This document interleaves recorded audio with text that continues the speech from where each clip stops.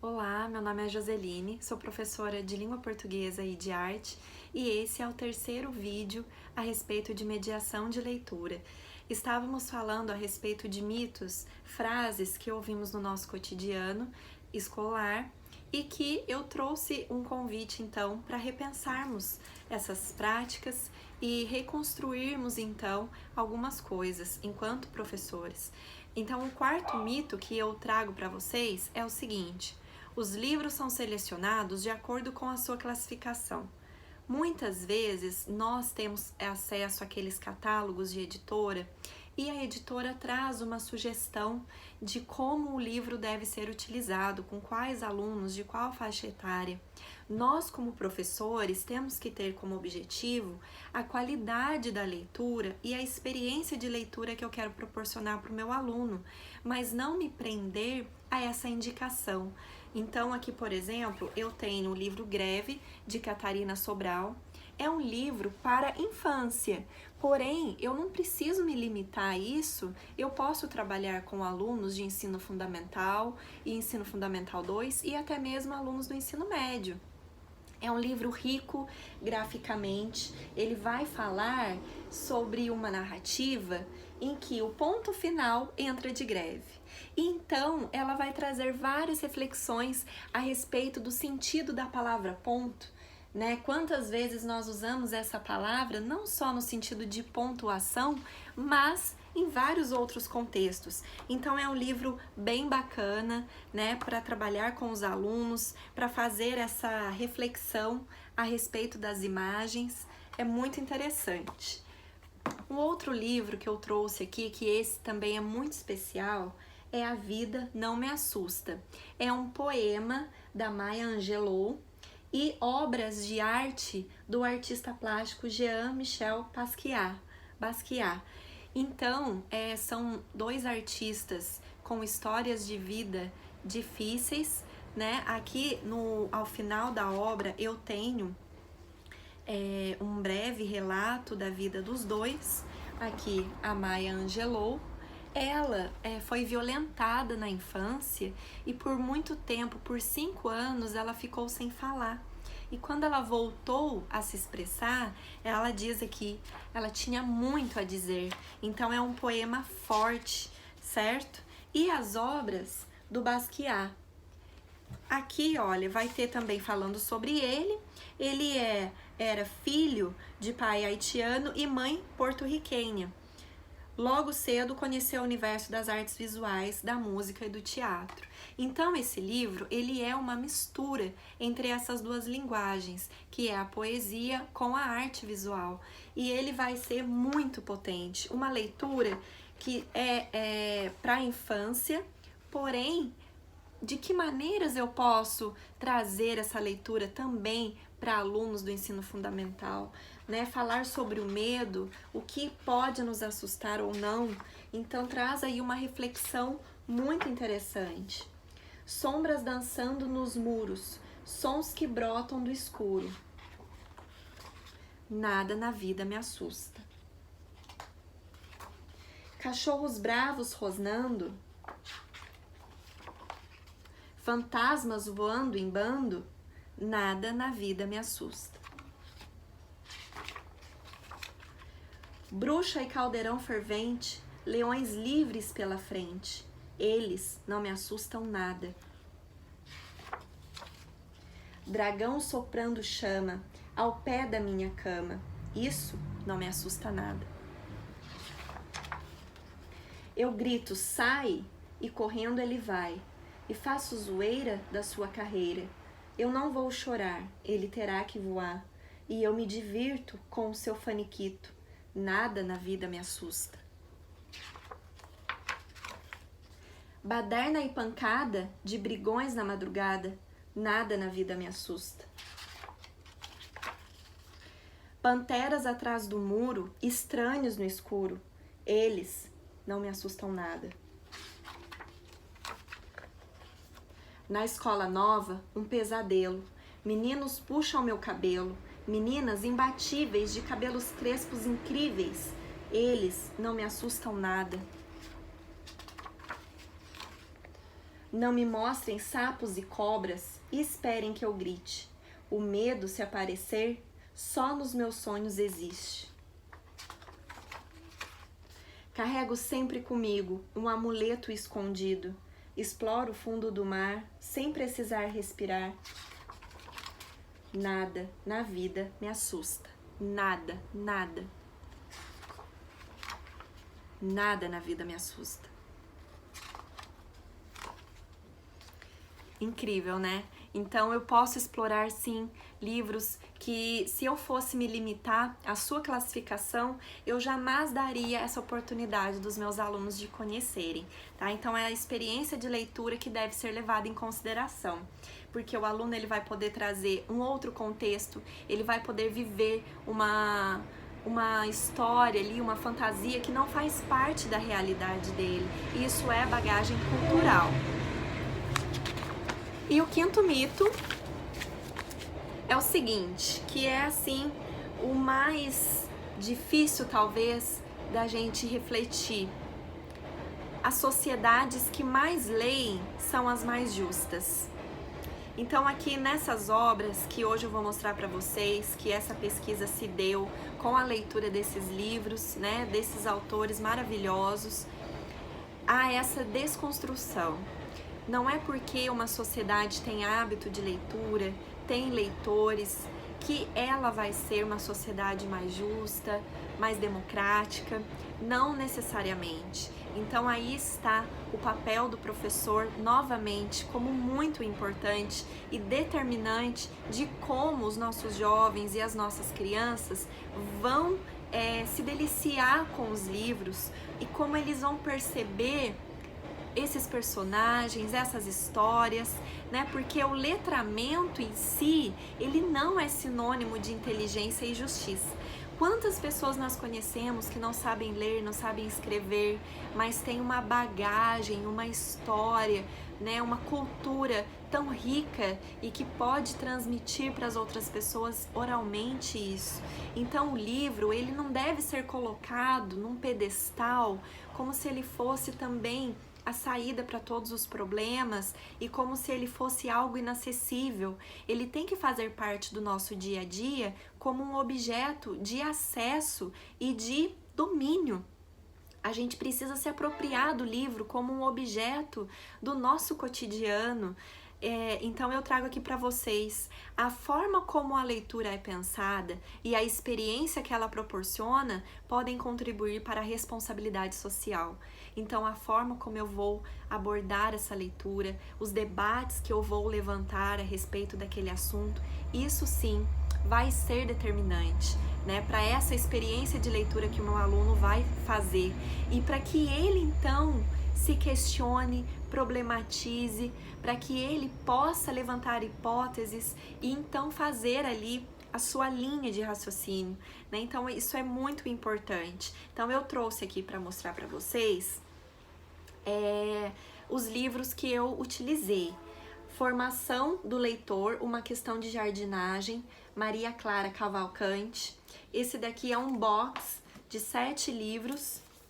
Roteiros de leitura na escola, da Biblioteca Escolar à Sala de Aula, de Rubem Pérez Buendia. Aqui também é bem interessante para fazer essa comunicação com a pessoa responsável pela biblioteca, pela sala de leitura, como que eu vou unir essas práticas do professor e fazer isso acontecer de uma forma bem integrada. Que história contar para os filhos? Rosana Colbines. Formadores de mediadores de leitura, o sentido entre o texto e o seu leitor, Alessandro Rocha.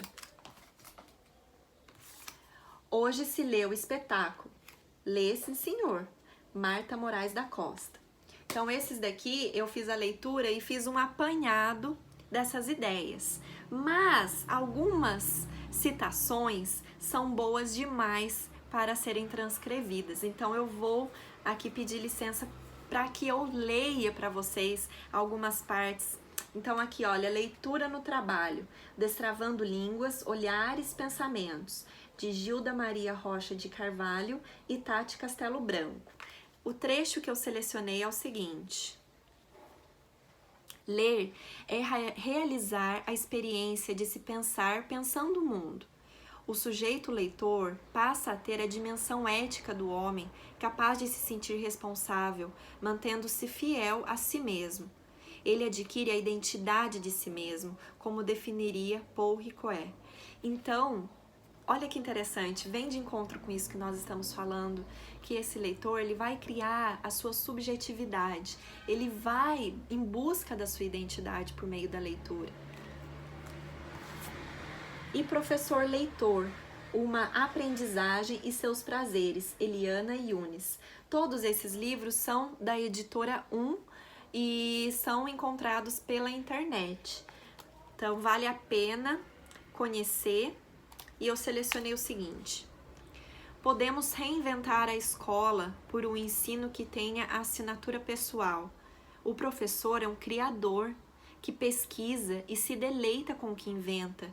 A exemplo de Monteiro Lobato e Paulo Freire, que leram o mundo e a si mesmos, de modo a terem uma inserção capaz de contribuir para repensarem-se as práticas pedagógicas e as políticos-sociais.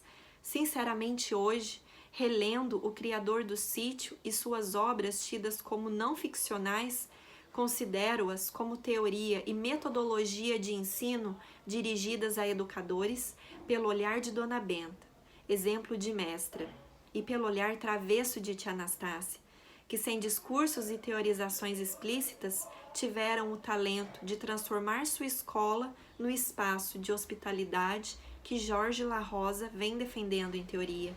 Nossos alunos, nossos hóspedes, já imaginaram algo mais sedutor?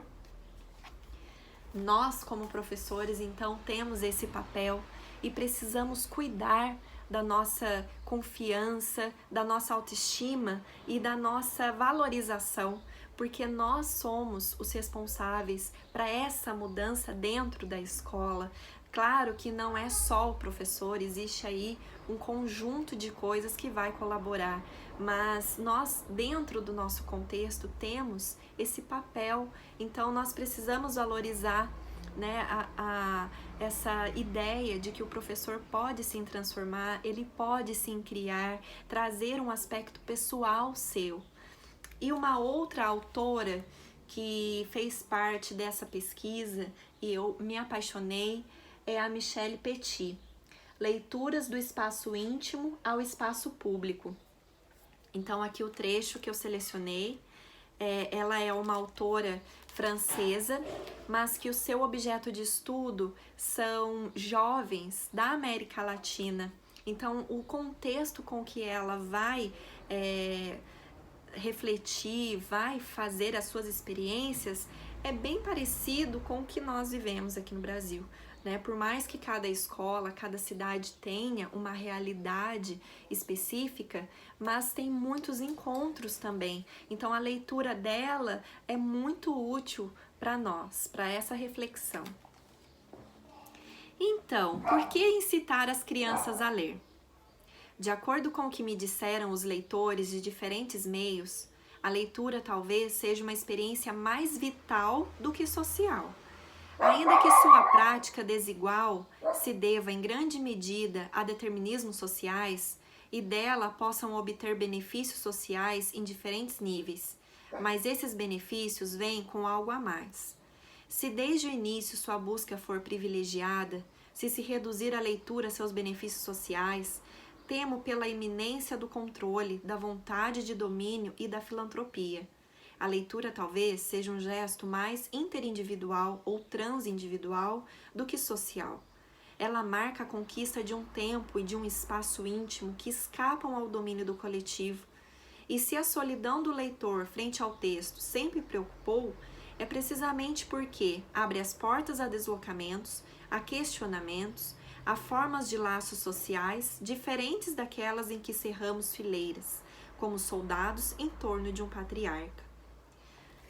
Por isso que é importante conhecermos os nossos alunos, o contexto em que eles estão inseridos, porque a partir daí a leitura ela é um instrumento transformador para que ele conheça outras realidades, para que ele se identifique em uma realidade parecida com a sua, para que ele crie a sua identidade e esse pertencimento de onde ele vem.